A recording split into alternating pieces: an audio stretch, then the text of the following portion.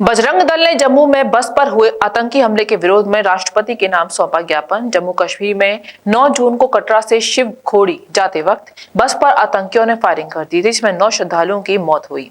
श्रद्धालुओं की हुई इस मौत व आतंकियों की इस हरकत के बाद पूरे देश में गुस्से का माहौल है। इसी बीच आज मथुरा के जिलाधिकारी कार्यालय पर बजरंग दल का एक डेलीगेशन पहुंचा, जहां उन्होंने महामहिम राष्ट्रपति के नाम एक ज्ञापन सौंपा।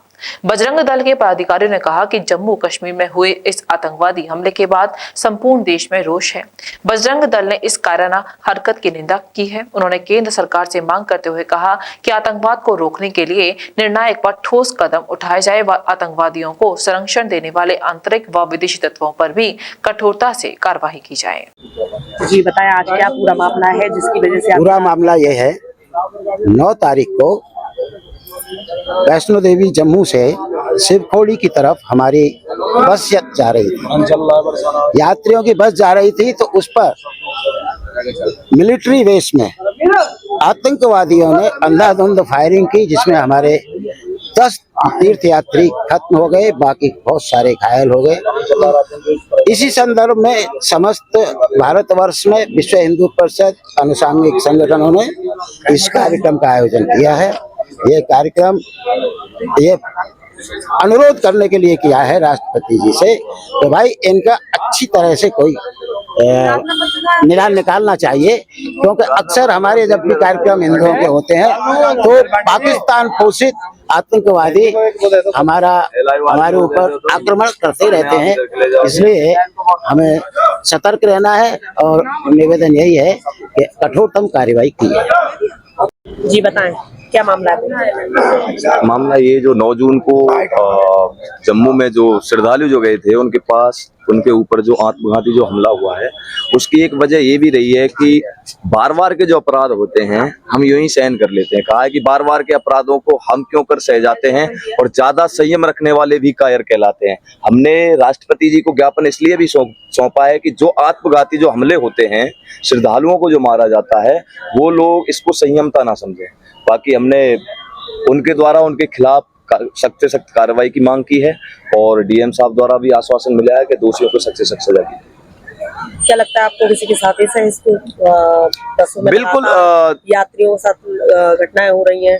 मैम, उनका सीधा सिद्धांत यही है कि एक गोली 100 निशाने। आतंकवाद है वो यही टारगेट करते हैं कि ड्राइवर को टारगेट किया है, ड्राइवर को टारगेट करते ही छोटे छोटे जो मासूम बच्चे थे उनको भी मौत के घाट उतारा है। बताओ उनका क्या कसूर था उसमें? यही है, इनकी साजिश है, जो आतंकवाद नक्सलवाद जो चला हुआ है उसकी साजिश। जी बताएं, क्या नाम है आपका?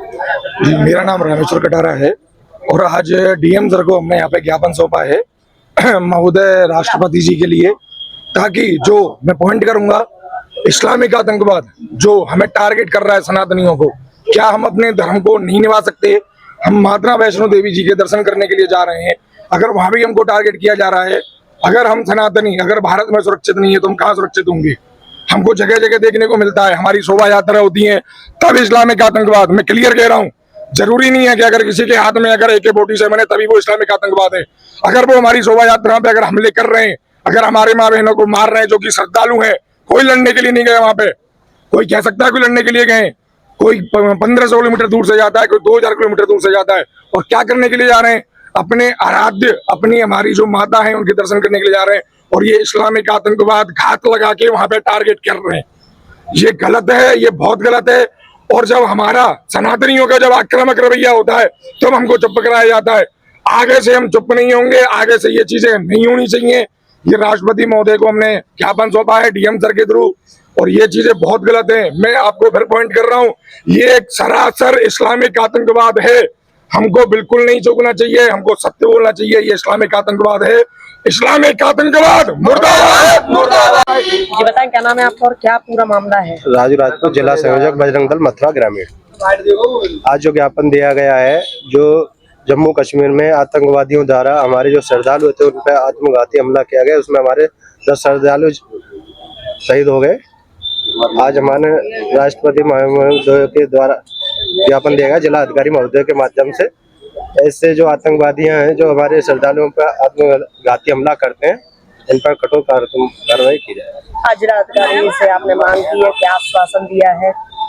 उन्होंने कहा है इस पर हम राष्ट्रपति महोदय के ज्ञापन देंगे और उस पर कार्रवाई करने की मांग। Rajiv Academy for Technology and Management, 7th rank of MBA by AKTU. Assured placements among top-notch global companies, regular workshops, training programs, seminars and guest lectures, frequent industrial visits for practical exposure, systematic and well-structured training classes to enhance communication, life skills, technical and aptitude skills, a lively campus life, cultural and sports events and extracurricular activities, highly qualified faculty members, multimedia classrooms and state-of-the-art AC infrastructure amidst lush green and enthralling ambience.